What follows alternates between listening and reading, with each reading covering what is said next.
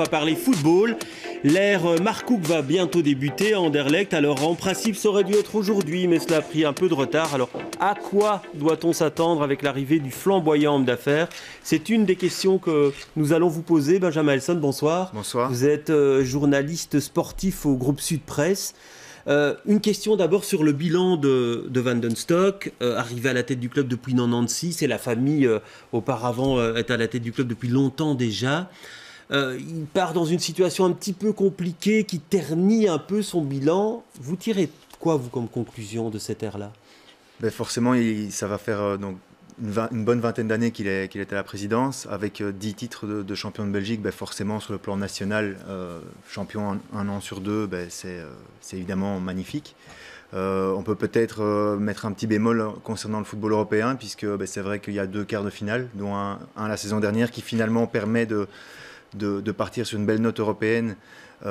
Mais pour le reste, c'est vrai que quand on compare aux grandes années, c'est plus tout à fait la même chose, où il y avait des finales, des titres. Après, vu l'évolution du football européen aujourd'hui, est-ce que c'était vraiment à ce niveau-là possible de faire mieux? C'est pas certain. Donc en tout cas, c'est sûr que son bilan est très bon, et que je pense qu'il aurait préféré une autre sortie que celle actuelle au niveau des remous, et notamment sportifs, où c'est vrai que la situation a déjà été meilleure qu'actuellement. Alors selon vous, avec l'arrivée de Marcouk, qui a une personnalité tout à fait différente, est-ce qu'on va avoir droit à un électrochoc à Anderlecht? Un électrochoc, c'est difficile à dire. Ce qui est sûr, c'est que c'est pas la même manière de faire. C'est un personnage tout à fait différent. Ça va amener un petit peu de fraîcheur. Ce sera plus la même gestion non plus, probablement un peu plus moderne. Et voilà, maintenant, un électrochoc, c'est difficile à dire. Mais c'est vrai que ce sera un vent de fraîcheur à coup sûr. Ouais, et le club en a besoin de ce vent de fraîcheur, selon vous? Peut-être que ça peut lui faire du bien, oui, de tourner cette page, d'aller vers quelque chose de très différent, avec un homme d'affaires qui a montré qu'il savait y faire en affaires. Mais voilà, c'est vrai que l'avenir nous le dira, mais en tout cas, c'est vrai que ça va apporter un vent de fraîcheur. Sans oublier par contre qu'Anderlecht reste un club de tradition, et il faudra aussi respecter cette tradition. Ouais, donc il va falloir trouver le juste milieu. Ce ne sera peut-être pas simple au début, mais ses premières déclarations, ça a été des déclarations d'homme d'affaires à la VRT il y a quelques jours, quand il dit « je veux faire rentrer 10 millions et diminuer les dépenses de 5 millions ». Clairement, c'est d'abord l'homme d'affaires qui va agir dans le club, on a l'impression. Ah oui, tout à fait. C'est vrai que par rapport au modèle économique actuel, il a déjà dit que lui le changerait, qu'il ne veut pas se contenter de devoir dépendre de transferts sortants de joueurs, de participation européenne, parce que si des années compliquées se répètent, ça peut mettre en péril la pérennité financière du club. Donc c'est vrai que par rapport à ça, je pense qu'au niveau de la masse salariale, il va y avoir des changements, peut-être au niveau du nombre de personnes dans le club aussi. C'est vrai qu'à ce niveau-là, il risque de faire bouger les choses. Mais il hérite d'une équipe en petite forme. C'est pas le plus beau cadeau qu'on lui ait fait, parce que récemment, ça s'est pas très bien passé. Même si Anderlecht a gagné son dernier match, on peut pas dire que ce soit flamboyant, quoi. Non, c'est sûr. Peut-être aussi maintenant qu'à l'inverse, il hérite d'une équipe en petite forme, parce que le timing de la reprise avant le mercato et d'arriver comme ça 3-4 mois plus tard fait aussi que les circonstances de janvier ont fait que c'est peut-être la faute de la reprise aussi, si aujourd'hui c'est un peu plus compliqué. C'est forcément pas de sa faute à lui, ou en tout cas pas que de sa faute à lui, mais c'est vrai que ce mercato de janvier a été un petit peu parasité par la reprise en tout cas, et donc c'est vrai que là c'est compliqué sportivement, et la victoire contre Moukron ce week-end ne change pas tout. Il a eu un regard assez critique sur ce qui avait été fait par Anderlecht lors du mercato, en disant on n'a pas tellement bien joué lors du dernier mercato. Mais c'est vrai qu'il avait d'abord dit qu'il ne s'en mêlerait pas, qu'il ne discuterait pas avec Anderlecht, et puis on sait qu'il y a eu des discussions pour en tout cas le défenseur d'Ostende, Milic, avec Anderlecht, et puis finalement la Pro League a mis son veto, parce que c'était pas possible que ces deux clubs-là discutent à ce moment-là. Maintenant, c'est vrai qu'il a dit qu'il n'avait pas eu d'impact sur le mercato. Après, c'est vrai que voilà, forcément, la situation globale en a en tout cas eu. Alors, Anderlecht a besoin de sang frais aujourd'hui, a besoin de joueurs. Est-ce qu'on doit aller commencer à chercher des joueurs pour renforcer l'équipe? Ou c'est déjà fait en coulisses?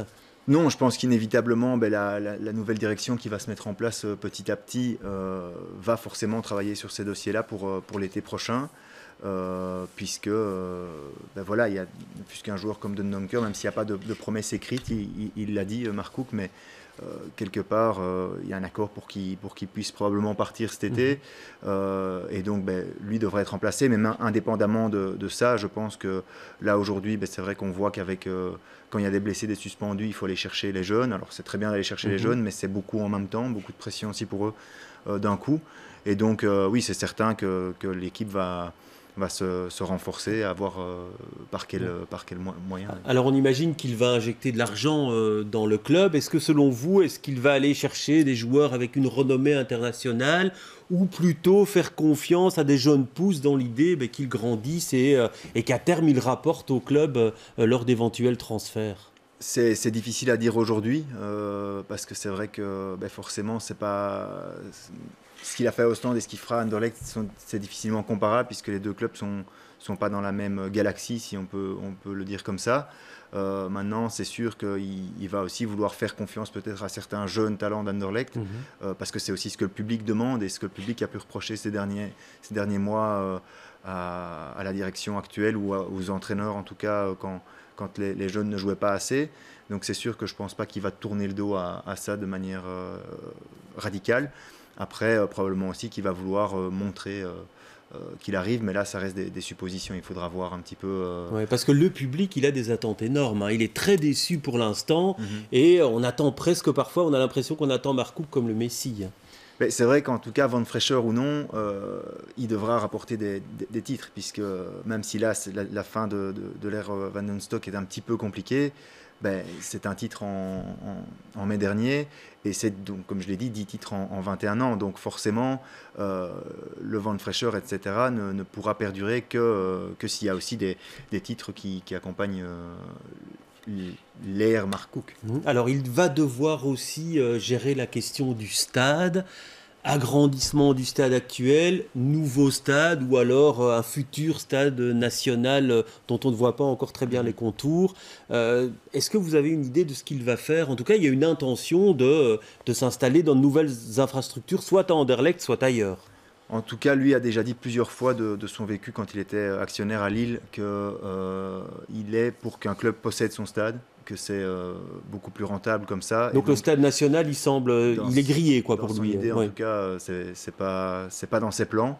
Donc est-ce que ce sera agrandir le stade actuel? Est-ce que ce sera en faire un autre? Ça, c'est trop tôt pour le dire, mais en tout cas, le stade national, à ses yeux, n'est pas la possibilité pour Anderlecht. Mais alors vous, journaliste sportif, vous attendez aussi avec impatience ses premières décisions, son attitude dans le club?